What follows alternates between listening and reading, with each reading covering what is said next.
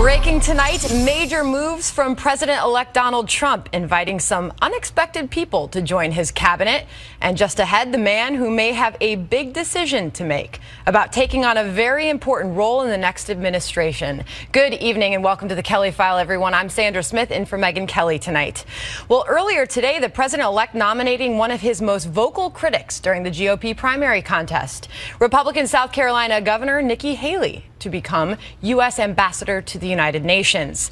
Hours later, another announcement. Mr. Trump naming prominent Republican activist Betsy DeVos as his pick to be the next Secretary of Education. Both picks loudly cheered by fellow Republicans, even as two of Mr. Trump's most prominent backers are advising him against offering former presidential nominee Mitt Romney the Secretary of State post. In moments, in a Kelly File exclusive, we will speak to another high-profile Trump supporter, Dr. Ben Carson, who found himself in the headlines today, all over the place, in fact, as the current frontrunner to be the next Secretary of Housing and Urban Development. We will ask him about that. Then Chris Stirewalt and David Wohl are here to discuss whether the president-elect is succeeding in keeping his core supporters satisfied over his picks thus far. But first, we begin with Peter Doocy, who is live at Mr. Trump's resort in Mar-a-Lago, Florida, where the president-elect will be celebrating the Thanksgiving holiday. And Peter, to you on this Thanksgiving Eve. Hello, sir. Hello, Sandra. As it turns out, according to members of the transition team, Trump's transition team, the president-elect and the governor of South Carolina, Nikki Haley, have a lot of chemistry. Now, you wouldn't have guessed that a few months ago during the Republican primaries when Mr. Trump tweeted that South Carolinians were embarrassed by their governor, and Haley's response brushed him back by saying, "Bless your heart."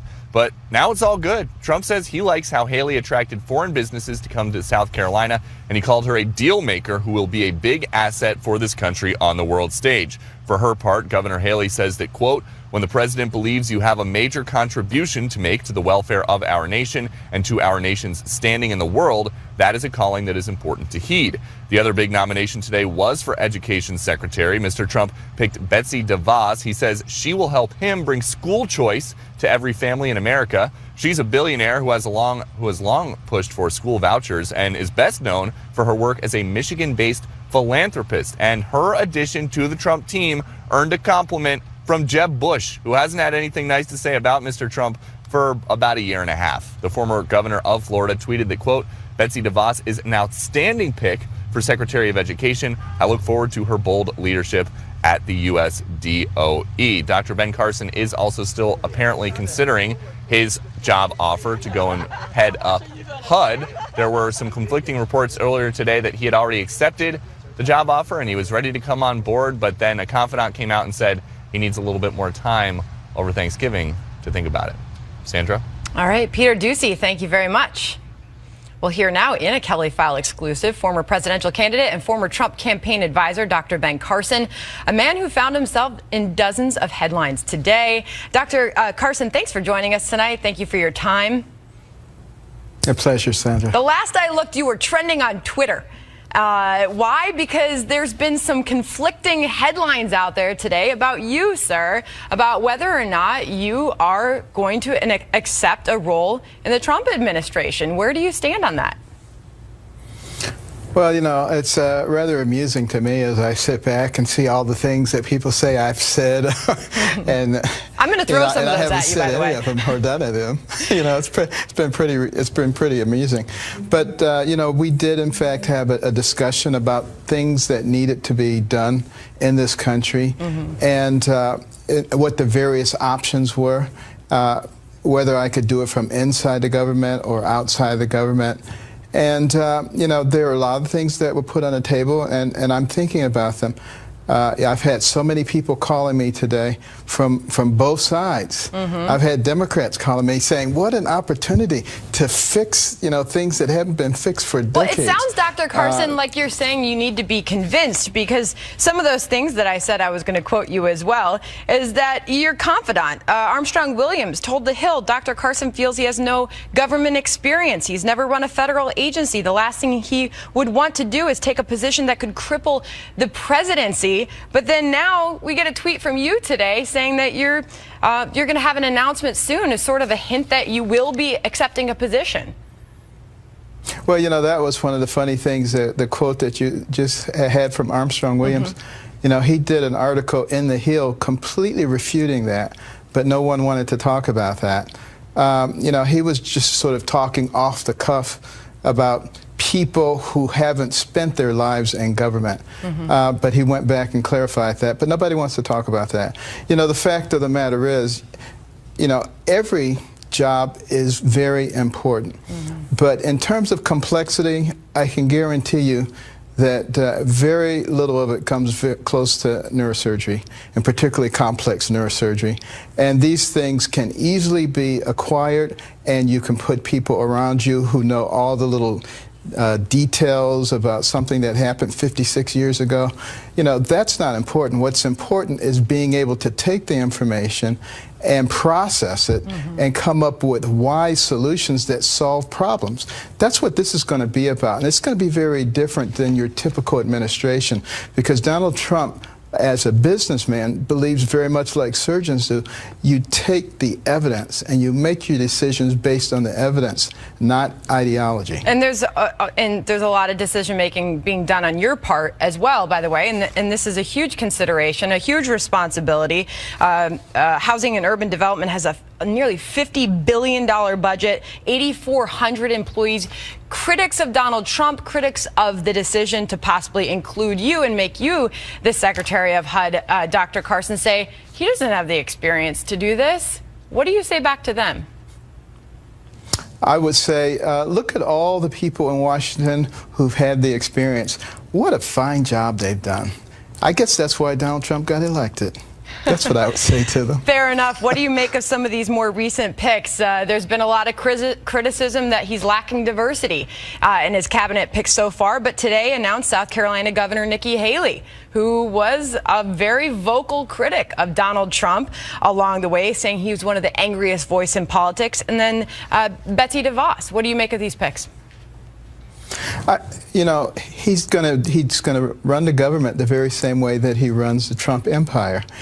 You find people who are extremely competent, not people who are your buddies and your friends and people that you owe a favor to, but people who you believe actually share your vision and have the ability and the track record of being able to get things done.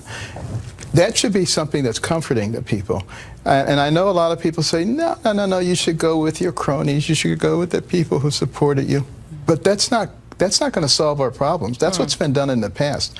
We need something different now. Is Mitt Romney a good pick for Secretary of State? Some of your Republican colleagues, Newt Gingrich notably, Mike Huckabee, have sort of slammed that as a choice for Donald Trump. Well, I would say that, you know, he has said some pretty inflammatory things. And I think maybe in private he has told Donald Trump that, you know, I take that back. I don't believe that anymore. I really never believed that it was in the heat of the moment. He probably needs to say that more publicly. And I think a lot of the strife would dissipate at that point. All right. So when should we expect some sort of decision on your part? The offer's on the table. Is that fact? The offer is on the table, and there are a lot of other possibilities that we're considering. We're considering which is the way that I can be most effective. Okay. So that information should come out in the next few days. We'll make a public announcement. All right, we will look for it. Dr. Ben Carson, thanks for joining us tonight. Thank you. All right, well, as I just mentioned, not all of the president-elect's decisions have been met with approval by his supporters. In the past 24 hours or so, two of Mr. Trump's most loyal supporters have spoken out forcefully to respond to speculation that he tapped former Republican presidential nominee Mitt Romney, an ardent critic of the president-elect in the primaries to be Secretary of State. Here's former House Speaker Newt Gingrich and Governor Mike Huckabee. It would be a real insult to all those Donald Trump voters who worked really hard. I'm still very unhappy that Mitt did everything he could to derail Donald Trump. He didn't just go after him from a standpoint of saying, I disagree with his policy on immigration, I disagree with his policy on taxes. He attacked him on a personal level about his character, integrity, his honor. I think the vast majority of Trump's supporters will initially be very unhappy and will be reminded of all the things that Romney said over the year. To what extent would he actually represent the kind of tough-minded America First policies that Trump has campaigned on? I mean, I can think of 20 other people who would be more naturally compatible with the Trump vision of foreign policy. Right. Chris Stirewall is Fox News digital politics editor, and David Wohl is a prominent Trump supporter and attorney. Chris, I'll start with you first. How are Trump supporters reacting to some of his picks and, in Mitt Romney's case, possible pick at this point? Well, I think first we ought to take with a small grain of salt the criticisms from two people who Mitt Romney beat running for the Republican nomination. I wouldn't expect that Governor Huckabee or former Speaker Gingrich would take too rosy of an attitude about a guy who bested them. So maybe some of that comes from there. I don't know. This is, of course, the test that every incoming president has.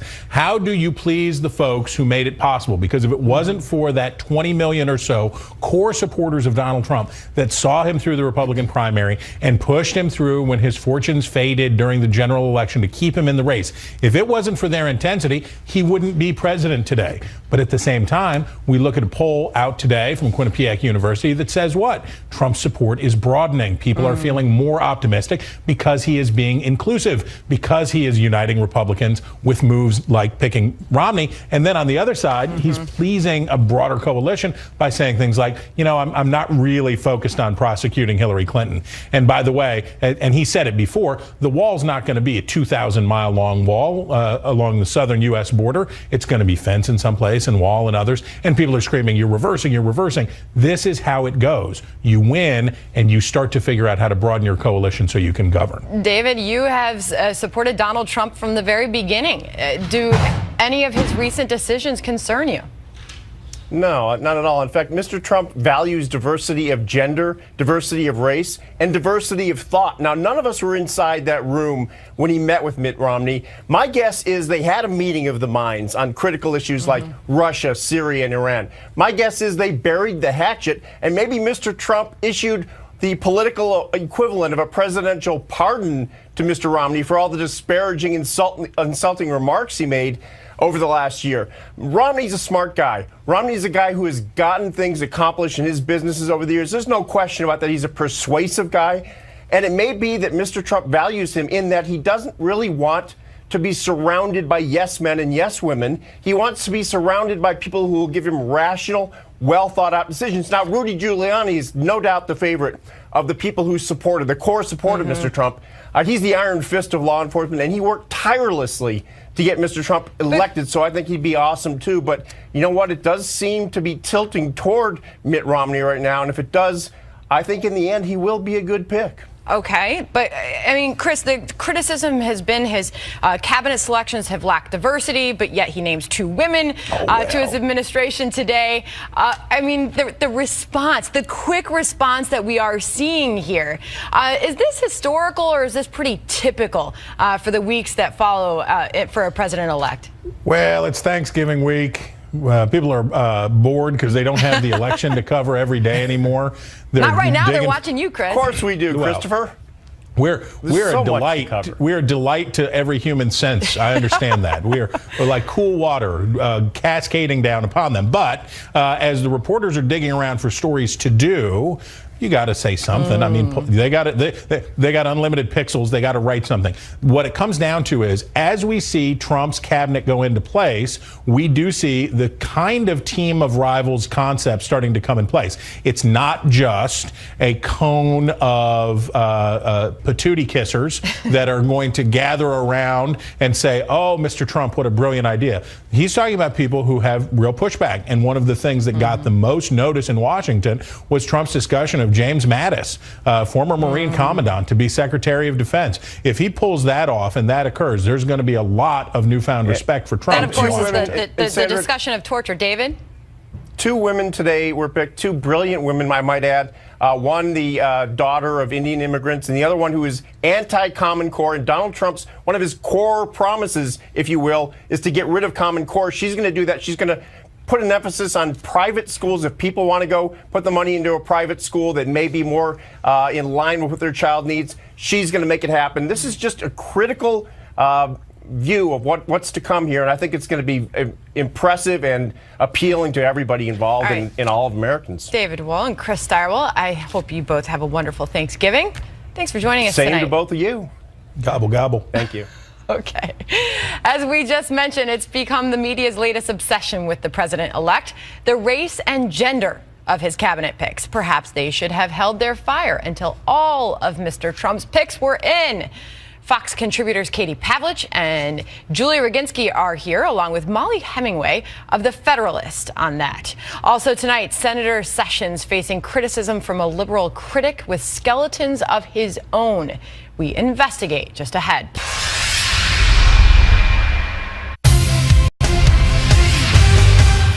New developments on the media's latest obsession regarding Donald Trump, the alleged racism and sexism behind his cabinet picks. As the president-elect started rolling out his choices, Politico noting, quote, white men dominate Trump's early staff selections, with the Washington Post referring to Trump's, quote, binder full of white men, even as 2 women were given cabinet positions today. Politico reacted with this headline, suggesting Trump had broken a streak of appointing white men.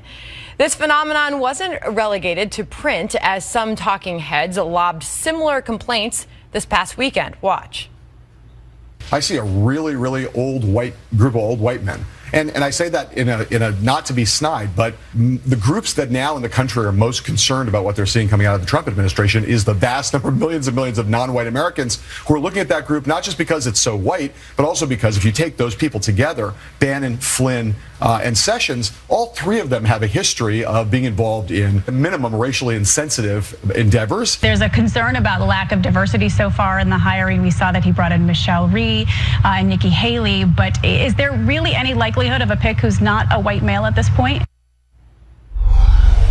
Wow. Joining me now, townhall.com news editor and Fox contributor Katie Pavlich, Democratic analyst and Fox contributor Julie Roginski, and senior editor at The Federalist, Molly Hemingway. Katie, perhaps they should have waited. Maybe a day or 2 would have helped, because 2 women were picked today.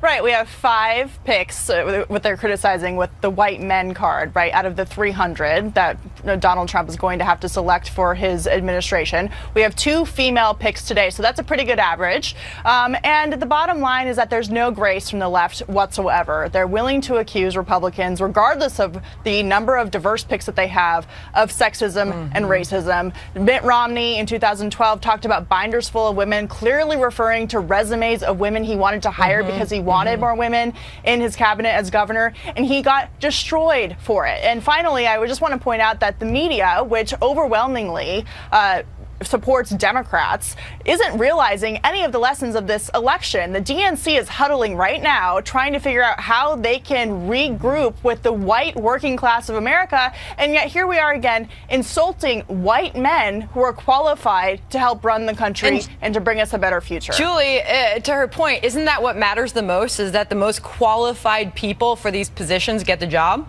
Yeah, I largely agree with Katie. Look, I don't really care what their diversity factor is. I care about their policies, and some of these policies and people who he's appointed, Jeff Sessions comes to mind.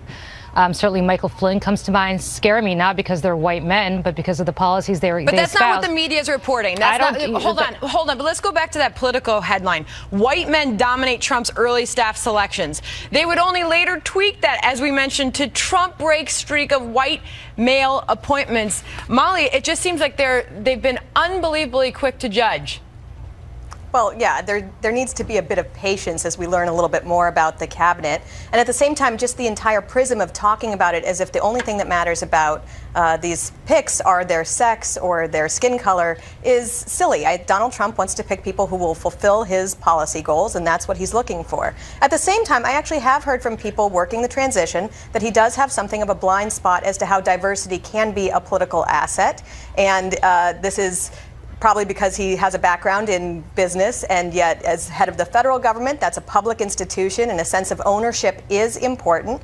And so diversity can be a really good way to achieve some of that. The last I checked, he had women working at his company and senior level positions at his company, Katie. Yeah, I mean, that was one of his main arguments, especially when all those allegations from women came out against him. And it is true that Ivanka Trump is probably going to take over his business. She's a woman. One of his top senior advisors is an African American woman. He's hired many people inside of his company who happen to be women. But again, it goes back to what I think all three of us agree on, amazingly, is that people who are most qualified for the position should be chosen. We come on, surely we can get Julie to disagree with us here. I mean, yeah, we shouldn't be judging people on skin color or gender. I thought we were way past that and trying to move into the future. See, Julie and I are outnumbered all the time, so we know each other's personalities. I bet you, Julie, I can get you going Go here. for it. Go. Come on. Try me. So Martha Raddatz's response was, the 5 picks announced so far have all been white men, so the pressure is on. And then you look at some of the headlines that are coming out of the media on this, and Julie, it just seems like people aren't interested with getting the right person in there for the job, and I know you guys all agree on that. But this is what are we, just over 2 weeks after the election took place? Look, as I said, this is one of the few times you're actually going to see me not criticize Donald Trump for taking his time. Let's see what he comes out with. Let's see the totality of his cabinet, the totality of his appointments. As I said, what I think Democrats and liberals should be focusing on is not gender or race. It should be their positions and how they comport with the positions of the majority of Americans. And the bottom line is, some of these picks are acceptable to me because while I don't agree with them, Nikki Haley I think is an acceptable pick. Some of them are very troubling to me because even though I don't agree with him, I think Jeff Sessions goes too far, not just for me, but for most Americans in his views. He was too racist for a Republican Senate to approve in the 1980s, apparently, for a federal judgeship, but now in 2016, it's okay for him to be the chief law enforcement officer in the country. So that's what's troubling to me. As I said before, his race and his gender have nothing to do with it. This also seems like the media have not learned any lessons from how much they messed up throughout this entire cycle. They're still obsessed about identity politics. They're still pushing a narrative instead of just reporting facts. And they're completely out of touch with how much they messed up that coverage. And then, of course, we just spoke with Dr. Ben Carson. There could possibly be an African-American pick thrown into the mix here. It's obviously a very difficult balancing act that he's got. The criticism is likely to continue. But other than that, Molly, last word to you. Can he win? Well, I think what's interesting is Donald Trump is doing a good job of just communicating directly with people. And so that traditional gatekeeper role that the media held, where they decide what the big story is going to be, they're not having the same power that they used to. And I think Donald Trump has a relationship with the people where he can just communicate that these are the picks that he's chosen to advance his policy goals, and people can decide how they feel about those picks. All right. Good to have all three of you. Thank you. Enjoy your Thanksgiving. Happy Thanksgiving. All right. Well, some college cupcakes are taking their opposition to the president-elect even further, suggesting that having police officers from part of a union who endorsed Trump represents a, quote, act of violence against them. And coming up, does Representative Keith Ellison have more to answer for regarding his own controversial past, especially if he is going after the history of other lawmakers? Carl Higbee and Teslin Figaro will be here on that.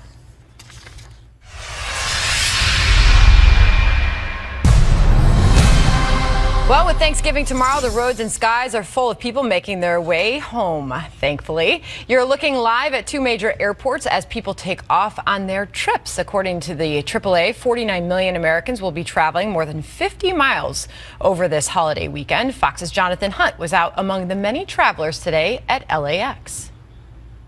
So far, Sandra, it's been a pretty smooth process here at LAX. The check-in lines have not seemed to be any longer than on any given Wednesday.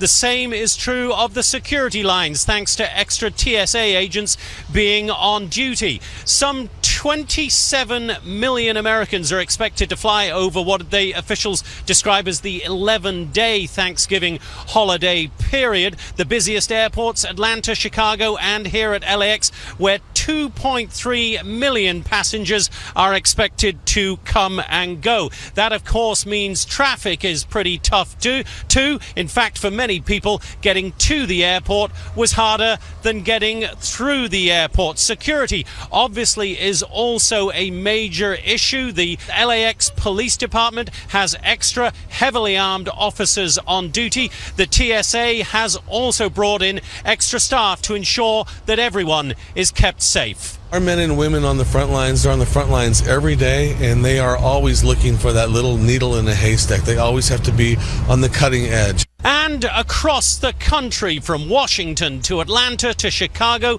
to Denver, it seems to have been a story of relatively smooth sailing, or flying, perhaps more accurately today. The streamlined screening processes and the relatively calm weather across the country, meaning that so far most travelers have had a very happy Thanksgiving travel experience. Sandra?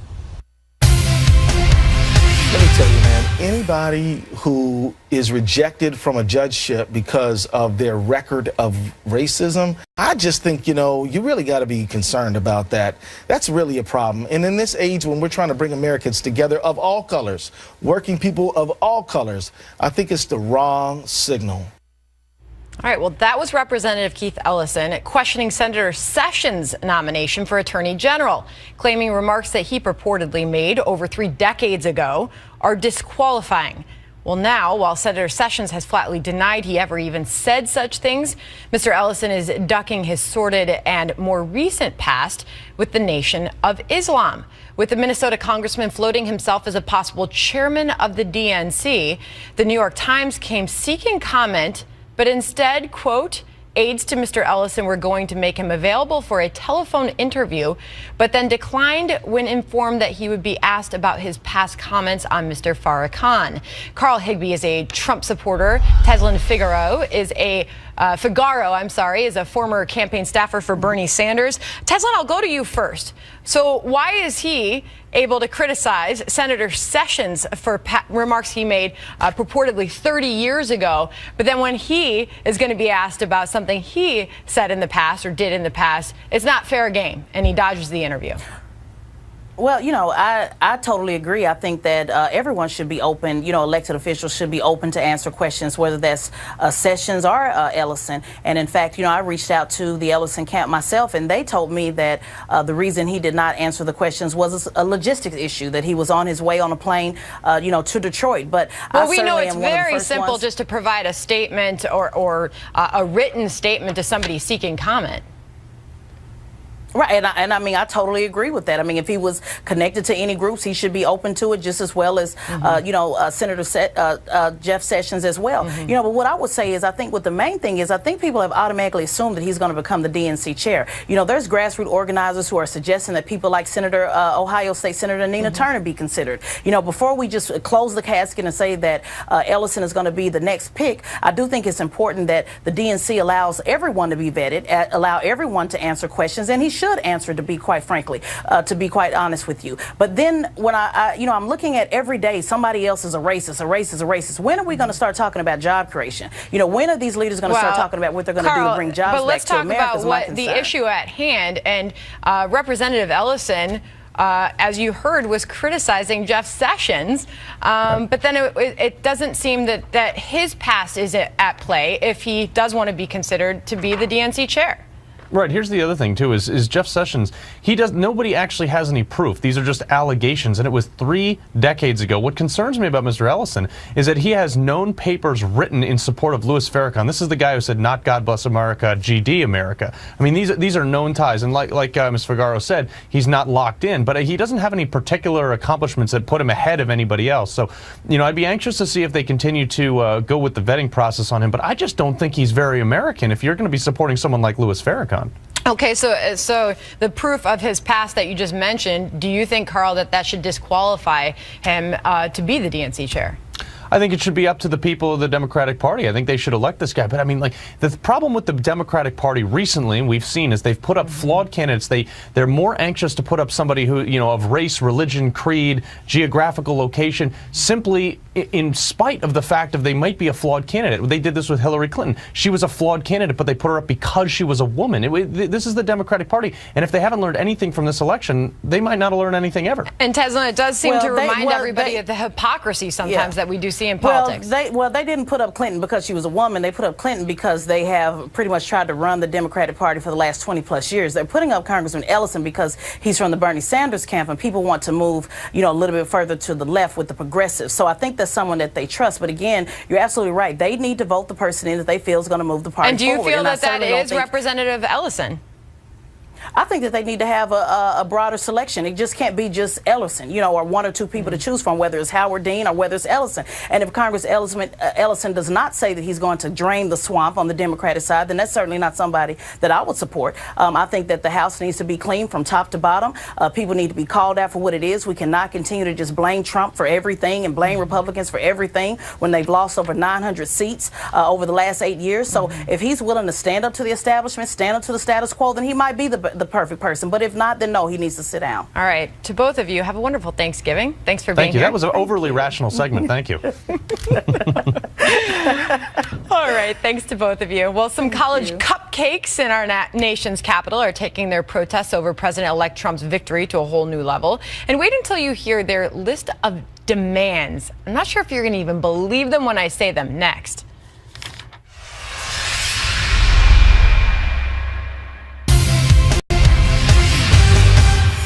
Developing tonight, controversy as one college protest over the president-elect turns into what seems like a hostage negotiation. Students at George Washington University in the heart of our nation's capital are now presenting school leaders with a list of demands, and they're targeting the men and women who keep them safe every day. A letter from nearly a dozen student groups reads in part, quote, "The Fraternal Order of Police includes over 10,000 members in D.C., many of which have jurisdiction over GW's campus." And they go on to suggest that placing students in these officers' care is an act of violence. Jeff Rorda is the spokesman for the St. Louis Police Officers Association and author of the new book, The War on Police, How the Ferguson Effect is Making America Unsafe. Also here is Dorian Davis, adjunct professor of communication at American University. I'll start with you first, Jeff. What do you make first of this list of demands and them saying that this is an act of violence to have police protect them on campus? I thought someone was pranking me when I read this story in my email this morning. I mean, it's just nonsense. You talk about white privilege. I mean, these rich kids running around aimlessly on this campus think that they can tell law enforcement and union members who they can support for president or who they can't is simply absurd. Dorian, people are hearing this right now and they're thinking, what are they saying? What do they want? Do they not want the police to protect them? Well, Sandra, thank you for having me. Yeah, the police have to wake up, I think. I have students at American University where I teach who are crying and struggling and fearing for their well-being in the wake of this election. And those are tensions that are not going to go away anytime soon. You know, the KKK voted for Trump, supported Trump in this election. Can I first get Jeff to respond to that, Dorian? Is he implying that because we supported Trump too, that makes us akin to the KKK? So what if the kids are crying and weeping because they didn't get their way? Maybe they should act it out at the ballot box instead of mamby-pambying after the election's over. Dorian? Well, to be clear, I'm not implying that, but I don't think it's a surprise, since both groups did support Donald Trump, that some students may feel some concern that the police and hate groups like Dorian, the KKK that's what their are part kids of the are same saying, coalition. right? These college students are saying that voting in Donald Trump was an act of violence, and therefore having police that support Donald Trump, it is an act of violence on their campus. Is that what they're saying? That is what they're saying. But two things, Sandra. Number one, you have to remember that college campuses are homes to these students. The faculty and staff, they can go back to their residences at the end of the day. But if there's something that bothers these students on campus, they have to live that day and night. And they have a right to address concerns that they have in their home. Jeff? Yeah, don't call 911. When somebody holds them at knife point and tries to steal their copy of Chairman Mao's Red Book, then they can reason with the guy and tell him why his life matters and why cops don't. You talk about hate speech. You've been paying attention for the last 2.5 years at the hate speech aimed at law enforcement? Dorian? Well, Cops' lives matter as well, and I didn't imply that they didn't. But one thing you really have to remember, Sandra, and I think this is important for everybody, these are young activists, so yes, the demands might seem extreme to some people, but you have to remember, Doreen, they're I think still it just appears developing. disrespectful of the police and the police community that is going to answer democracy. that call of 911 and is going to come to your door when you say somebody is invading your home. I'm looking at Jeff and I'm thinking, I wonder what it's like to be a police officer in that environment. I wonder what cops it's got like to shot be in a the face on student who Sunday night. fears Jeff, for go their ahead. safety on their own campus. But the fears aren't rational. The fears that the cops had if Hillary Clinton had been elected, with all of her anti-police rhetoric, and I'm a long time we've got to Democrat. leave it right there. I didn't realize I'm up against a break. House of Representatives. Happy Thanksgiving to both of you. Up next, Ainsley Earhardt from Fox and Friends. Sorry, guys. Last November, Fox and Friends co-host Ainsley Earhardt and her husband welcomed their beautiful daughter Hayden into the world.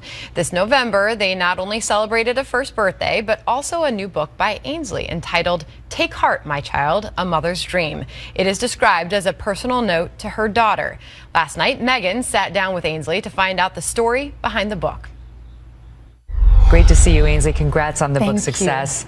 This is so beautiful. I, as a mother of 3 children, was extremely moved by this. And honestly, I'm a little jaded when it comes to the children's books now. I'm like, whatever, nice try. This one, I was like, oh, really? Yes, I feel it too. Yes. And I defy any mother out there or father not to feel a little verklempt upon reading this. You say your inspiration was your own dad and the notes he left for you as a kid. It was amazing because this book, I went into the publisher with a book about my dog, and they were like, Ainsley, tell us a little bit about yourself. And I started telling them about my mom was a school teacher. She went to work at 7 o'clock in the morning, so Dad was in charge of breakfast. Did the Mickey Mouse pancakes, did, you know, the smiley face with the banana, with the peanut butter, and always had a note next to our cereal bowl with some sort of a scripture or saying or some sort of a famous quote, and they really resonated with us. And at the time, we were like, Dad, come on, really another quote? Like, can't we just have our breakfast? But as we got older, obviously, they've just been a part of our lives. So it's really cool to see this book take off because we're just an ordinary family from South Carolina, Megyn. I love the examples you give, though, because the one that stood out to me was nothing good ever happens after midnight. That's exactly right. Girls and boys, remember that. Just get home. It's not worth it, whatever it is. But this is your own writing, and it's to your baby. And I just want to take the viewers through a couple of the quotes, because I do think they're so beautiful. Because there's a lesson in each one of these on these pages. Here's one that you write. May you take the high road, though the road may be long. Pledge to follow your heart so your heart will grow strong. And if you stumble or the path grows too steep, take heart, my child. Trust yourself. Take that leap. Just the encouragement, which is so hard to do to a little baby who's 1, and then it's even hard to do to little babies who are 7, 5, and 3 like mine are, or 16, 18, and 20. To go, to go and do it. And even the thought of it can be heartbreaking. But in today's day and age, with all the helicopter parenting we're having, it's a good reminder. Absolutely. Well, you know, it's hard to let our little pure, innocent, little young ones take that leap. But you know, they're going to fall down, even when they're learning to walk at Hayden's age at 1 year old, or when they're 30 years old and they're taking a leap, maybe a career leap, or some other, maybe marrying someone. Sometimes it's hard to let them go and do that. But I know in my experience, when I'm in the valley, I know the mountain is right around the corner. And when you're on top of that mountain and you look down and you see the valley, you know what it took to get there. And sometimes it's hard as a parent to let your children do that. But this book shows my parents, oh, there's precious little Hayden. Look at that face. I want to kiss that face. She's the all-American baby there. That was 4th of July. But anyway, you know, this book, it's sharing with my daughter and children around the world what my dad taught us. And it was take that leap. Never be afraid to fail. That's what Walt Disney said, and Dad loved that one. If you don't like your course, you can always change it. This is not a dress rehearsal. You only have one life. And if you're not going to be in charge of it, someone else will. So you own your life and you make decisions for yourself. What about, I mean, now you're a working mom, right? Just like me. And I also have a book out, which the viewers have heard about by now. Congratulations on your success, too. Thank you to you too, love. It's called Settle for More, and in it I have a chapter on having it all, and how it is tough to balance life as a working mom. And this isn't particular to moms, as a working parent, but as a working mom with young children and that pull you feel to be better at both. Right. You feel like you're not good at anything because you're spread thin. The good thing about my career or my job is it's the morning show. So I can nap when she naps, but I have the whole day with her. I mean, I was in music class with her at the beginning of the week, and it was awesome. And I kept, during the morning show, I love my job, but I looked so forward to doing music class with her. So I'm very fortunate because my schedule does allow me to spend a lot of time with her. Yeah, that's right. And she obviously looks the better for it. Look how happy they look, how beautiful they are. Ainsley, I'm thrilled for you. Thank you. The book's doing great. Been fun to watch it. Love little Hayden. Don't we have the best view? Fox fans, Fox viewers are just the best. They've supported us. Yes. They buy our books. We really appreciate that. They care about us, and it's just been an awesome experience. Well, let me tell you something. So I've been out all over hell and gone promoting my book, Settle for More, and nothing sells books like the Fox News Channel and the viewers who are so loyal to us, so supportive of us through thick and thin, and we appreciate them more than they know, and we appreciate you being here. Good luck with it, love. Good luck with your book, too. All the best. Thanks. We'll be right back. Congratulations to Megyn Kelly. Her book, Settle for More, #1 New York Times bestseller. Congrats to you, Megyn. Job well done. Thank you for joining us tonight. Happy Thanksgiving. I'm thankful you joined us tonight. Go to facebook.com/The Kelly File. Let us know what you thought about tonight's show. Thanks for watching. I'm Sandra Smith. Happy to be here. This is The Kelly File.